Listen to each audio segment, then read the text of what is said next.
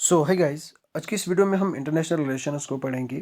ये vision ice की monthly magazine है, दिसंबर 2025।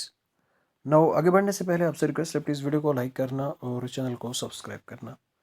सबसे पहला जो हमारा टॉपिक है वो NSS ऑफ USA, तो national security strategy of US।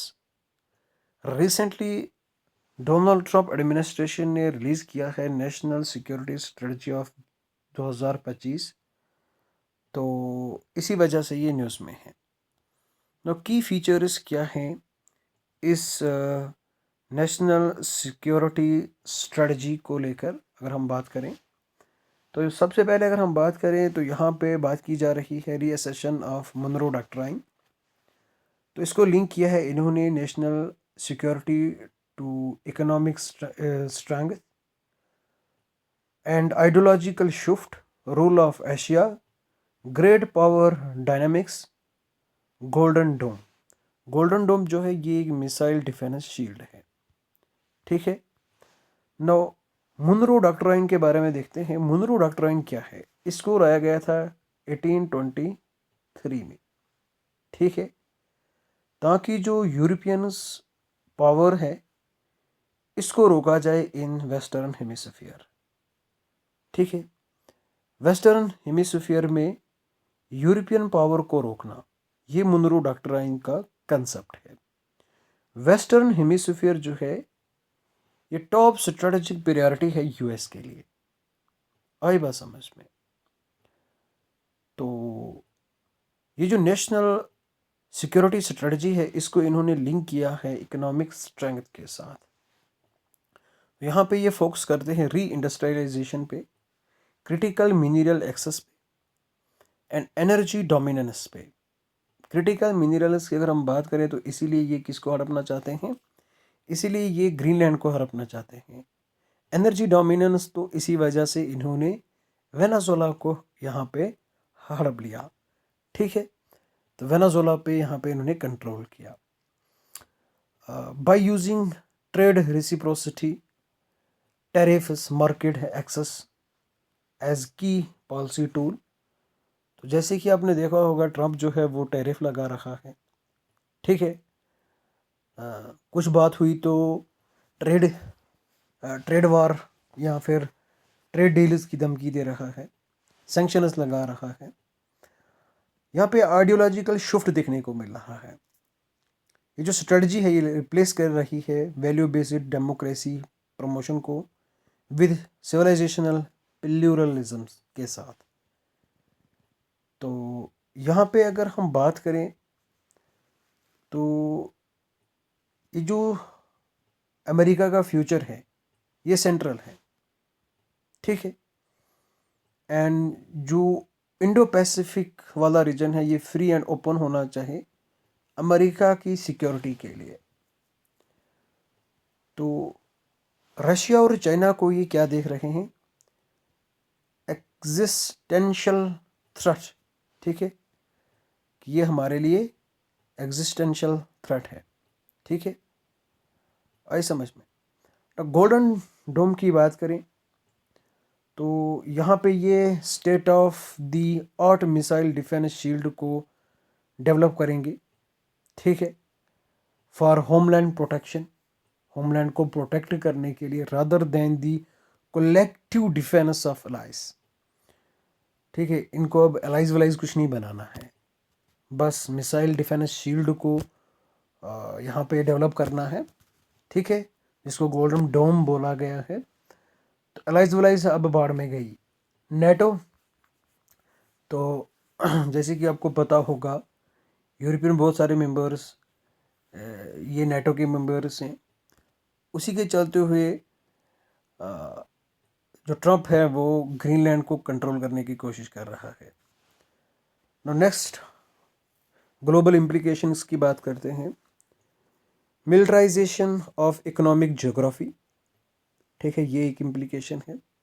Normalisation of authoritarian regimes, ठीक है, रूल बेस्ड ग्लोबल ऑर्डर इस पे खतरा है। मल्टीलेटरलिज्म वीक होने जा रही है। और इसके साथ साथ अगर हम बात करें तो जो एड है ग्लोबल साउथ को ये कम होगा, ठीक है। वर्ल्ड डिवाइड हो जाएगी स्फीयर्स ऑफ इन्फ्लुएंसेस में। आई बात समझ में? अगर अमेरिका वेस्टर्न हेमिस्फीयर में फोकस कर रहा है, हो सकता है चाइना जो है वो ईस्टर्न हेमिस्फीयर पे अपना डोमिनेंस शो करे। आई बात समझ में? नो, एक एक करके समझते हैं। Militarisation of economic geography. तो ये लोग रिसोर्स रिच रीजन्स पे सबसे ज़्यादा फोकस कर रहे हैं, ठीक है। मिलिट्री कंट्रोल कर रहे हैं, जैसे कि लैटिन अमेरिका, एरेक्टिक, ये इनके लिए इम्पॉर्टेंट बन चुके हैं। Strategic, competitive, for economic security, ठीक है। इसको ये ट्रीट कर रहे हैं as a national security. Recently आपने देखा होगा वेनेजुएला, इसको कंट्रोल कर लिया। Operation absolute resolve and operation southern spear. और ग्रीनलैंड को भी ट्रंप जो है वो कंट्रोल करना चाहता है। ट्रंप ग्रीनलैंड के पीछे पागल हुआ है।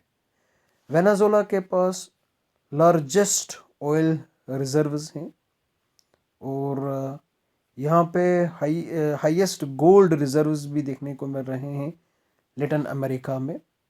ग्रीनलैंड की बात करें तो ग्रीनलैंड में रेयर अर्थ एलिमेंट्स हैं, ठीक है। है बात समझ में? यहाँ पे ये आप देख सकते हो, ये डिपॉजिट्स हैं, ठीक है। वानी फिजल्ड एंड तन ब्रीज deposits, oil and gas reserves. Now normalization of authoritarian regimes. तो NSS abandons imposing liberal democratic values abroad, और ये अडॉप्ट कर रहे हैं realist approach to work with autocratic, जो कि अलाइन है विद US इंटरेस्ट। नो, ये बेनिफिट कर सकता है किसको?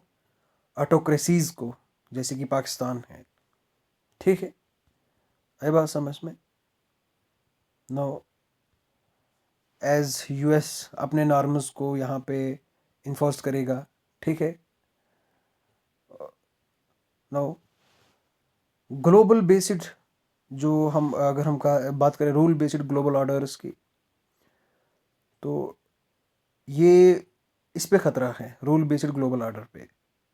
ट्रंप जो है वो ग्रीनलैंड को कंट्रोल करना चाहता है, पनामा कनाल को, फॉर स्ट्रेटजिक रीजंस। इस वजह से जो इम्पोर्टेंट ग्लोबल प्रिंसिपल्स हैं वो वायलेट हो रहे हैं। आर्टिकल 2 जो यूनाइटेड नेशंस का है, united nations charter legally mandate करता है states to refrain from the use of forces, ठीक। लेकिन एक एक्सेप्शन है। एक्सेप्शन क्या है? Self defence and collective action authorised by the security council, ये एक एक्सेप्शन है। अदरवाइज फोर्सेस का हम यूज़ नहीं कर सकते, इससे हमें बचना है। एक्सेप्ट सेल्फ डिफेंस, ठीक है।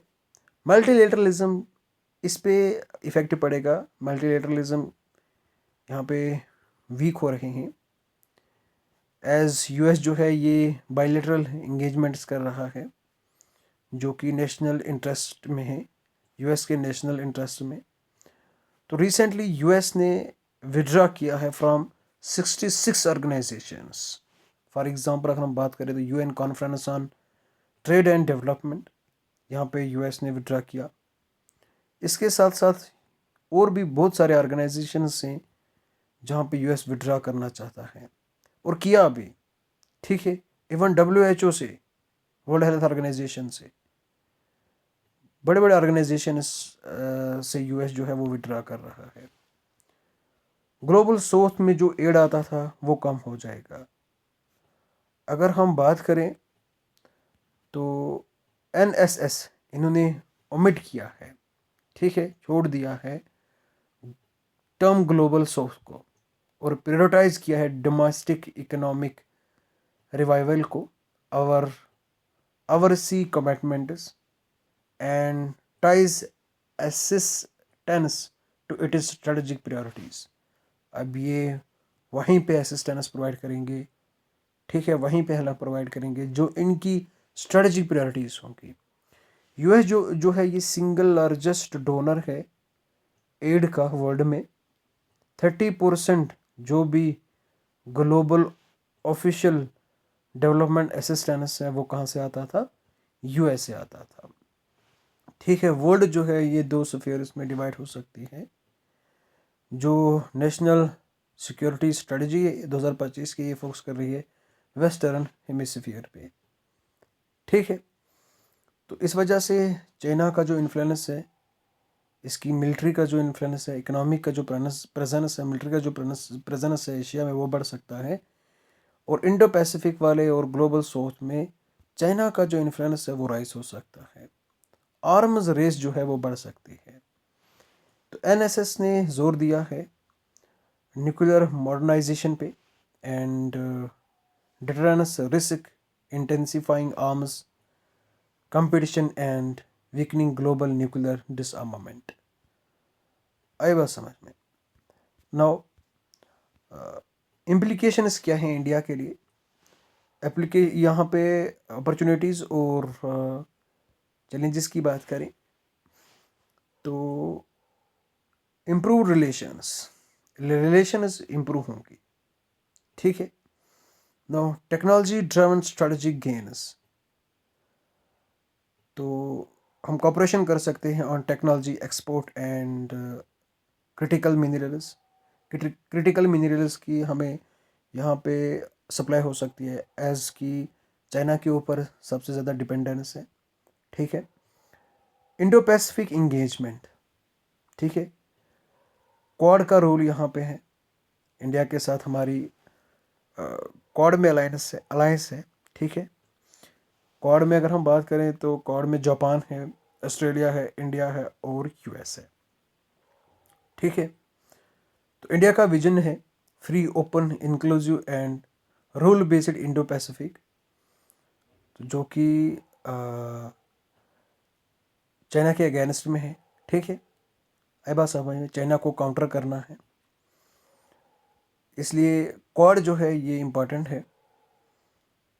और यूएस का भी यहाँ पे विजन है कि Indo Pacific open and free होना चाहिए फॉर दी यूएस सिक्योरिटी। आई बात समझ में? तो ये कुछ इम्पोर्टेंस हैं। नाउ दूसरी तरफ अगर हम देखें तो चैलेंजेस की बात करें, weaponisation of trade and technology. US जो है रिसेंटली आपने देखा, पहले 50% टैरिफ, फिर 500%, लेकिन अब रिसेंटली न्यूज़ आ रही हैं कि टैरिफ जो है वो कम कर दी गई है, 18% तक हो चुकी है और इवन की ट्रेड डील भी हो चुकी है। फिलहाल न्यूज़ में देखने को मिला, फिलहाल हमने भी अभी तक कुछ आर्टिकल नहीं पढ़े, कुछ दिनों से बैक लॉग चल रहा है न्यूज़पेपर का भी, वो भी क्लियर करना है। ठीक है, हो जाएगा। नाउ बर्डन शिफ्टिंग प्रेशर, ठीक है, यूएस जो है ये इंडिया को बता रहा है कि आप एक काम करो, रशिया से तेल मत लो। ठीक है, रशिया से ऑयल ख़रीदना बंद करो तो आपके साथ ट्रेड डील होगी।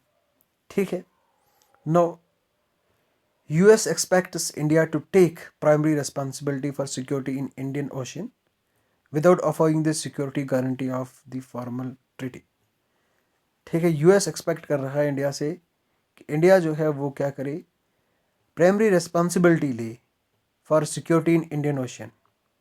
ठीक है, यहाँ पे कोई गारंटी नहीं प्रोवाइड की जा रही, किसके लिए, security guarantee of a formal treaty.